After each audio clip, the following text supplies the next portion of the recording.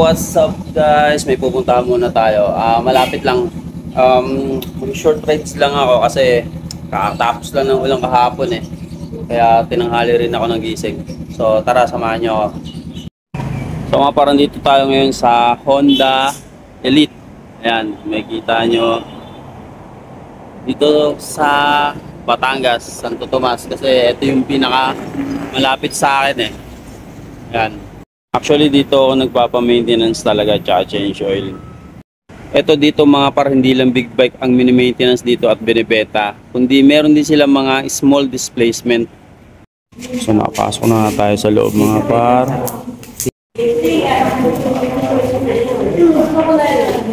So ito ang ipe-present nyo mga par, itong Honda, ito kulay team sabi ni sir, tama ba sir?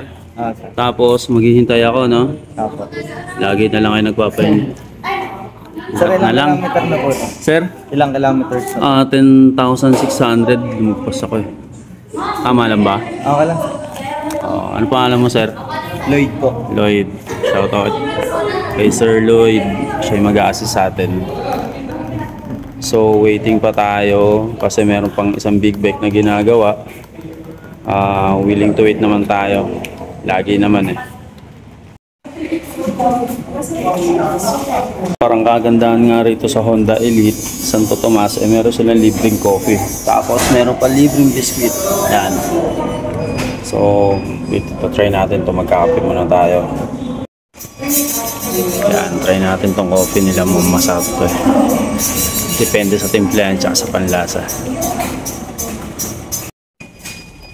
Tapos kukuha tayo nitong biscuit. May libre pang candy oh. Yun oh. So, ang libre oh. Dito lang yan sa Honda Elite Santo Tomas, Batangas.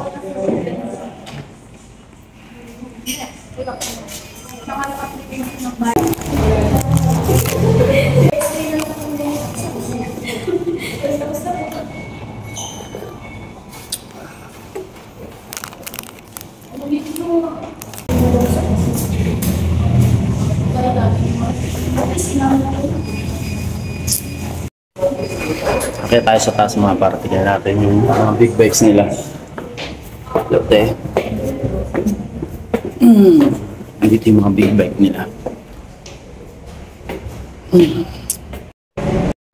Ayan, so sa mga big bike lovers, nakakatakam dito. Ayan o. Ay, ang dami. May mga sports bike dito. Yan, tignan natin yung presyo. Honda CBR 500R 389. Tapos ito yung mga Rebel. Yan, may 500 to na CC, tsaka meron din tong 1100 CC. Ito yung 1100 CC ng Rebel. Yung angas niya no.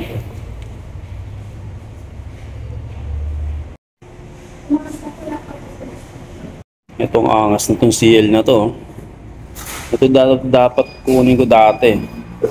Kaya lang medyo nalitan ako sa tangke. Pero ang angas ng looks nito. Ito naman, laki na ito. Mga adventure bike, tsaka mga touring bike. Yan. Ayan yung mga big bike na mga retired dito. Africa Twin. Tapos ito, ganito naman yung motor ko. Ibang kulay lang. Yan, CB500F. Ang ganda pala ng red na ito. Dapat pala red na lang kinuha ako. So ayun mga parang mapiyaw lang tayo dito sa taas ng Honda Elite Santo Tomas, Batangas. Ayan. Dito yung mga big bikes nila. So Honda, baka naman. Ayan o. Lahat ng big bike, klase ng big bike meron dito. Touring, merong sports, merong naked, tapos meron din mga adventure. May mga small displacement din. So kung naghahanap kayo, mas malapit sa inyo to. Ayan, check nyo dito. So dito sa taas, ayan, nakita ko yung motor ko na yung next in line.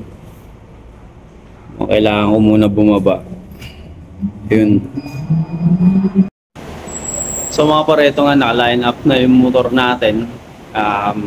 Kailangan natin change oil. Tignan nyo naman, ang itim na masyado. Parang Africa na yung kulay nito. Tapos, ayun nga, yung isa ko pang concern, yung free wheel ng likod. Ayan, yan yung medyo matigas. Ayan, ayan ang ipapacheck natin. So ayun mga par, goods na nga to. Na-change oil na, gumamit sila ng 2.5 liters. Ayan. Okay na to. Ready to rides na ulit tayo mga par. Ayan.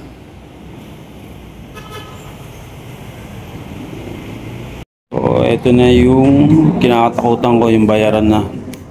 Ngayon may natira akong 0.5 liters ng langis kasi 3 liters ang kinuha, then 2.5 lang yung natira. Ang kagandahan dito, pwede mo siyang iiwan, then pagbalik mo next PMS mo, pwede mo siyang ipa-reserve tapos gagamitin mo. Order na nga rin pala ako ng chain lube. Yan, actually ni-record nila yan kasi ang pangit na yata ng kadena ko. Yan. So yung goods na nga tayo. Uwi natin tong chain lube na binili natin. Hindi natin nire-reveal yung price kung magkano yung inabot, pero maganda nun, okay yung motor natin, so makapag-rides na ulit tayo. So ayun mga par, kakagaling ko nga lang dun sa pagkaka-change oil ng PMS dun sa Batangas. Nandito naman ako ngayon sa Calamba. Dito naman ako kakain. Madalas ako dito kumakain, lalo na pag nagagaling ako sa Lukban. Okay kasi dito, natikman ko, masarap. Tignan nyo, ito yung mga pagkain nila. Yan, affordable naman, mas masarap na tikman ko. Yan. Try nyo dito pag napunta kayo dito mga pa. Yan, medyo tago yung pangalan nila pero nakalagay Jigs Eric. Ayun, tago. Ito yung Go to Batangas nila. Kakaiba yung style nito kasi medyo malapot siya. Kita nyo naman yan, bubo. Ayan. Tapos nangihingi akong taba kay ate. Nakakasulit yan, ang laki ng taba. Tapos isang rice lang in-order natin dahil medyo diet tayo. Ayan. So ito nga in-order natin mga par, Go to Batangas na maraming taba. Yan. Tapos one rice lang. Siyempre lalagyan natin ng kalamansi tsaka sili. So ayun, ito natin. Wala, maluglog. Ito yan. Lagyan natin kalamansi mga par. Yung kalahati dito. Tapos sili.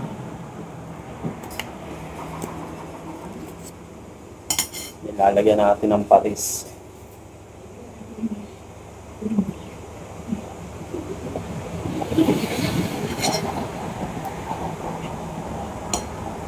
Kaya na itong kanin, tikman muna natin.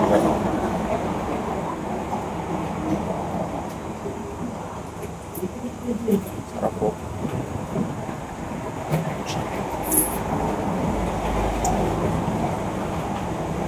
Actually, pangatlong kain ko na to dito mga pare.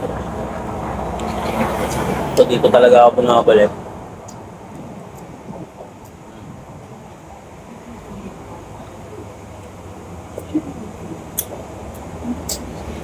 Kasi kakaiba yung timpla dito. Like sa mga nakakain ako ibang Go to Batangas. Ito natin mga pare.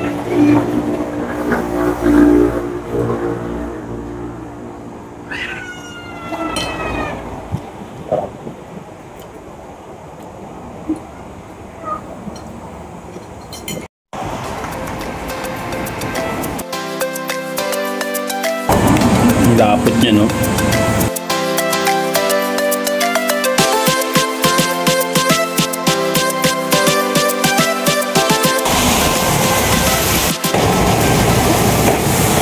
So dito lang yan sa may Barangay Bukal. Ayan, kung makikita nyo, and na yan, ayun yung papuntang McDonald's. Tas ang labas niya, sa Calamba papuntang Pansol. So tapos na tayo kumain para ng napakasarap na gotong Batangas. Ayan, punta nyo, umuusok-usok pa oh. Ang problema naman ngayon, biglang umulan. Ayan oh. So hindi ko alam kung paano ako ngayon bibiyahin ito. Medyo malakas-lakas na to.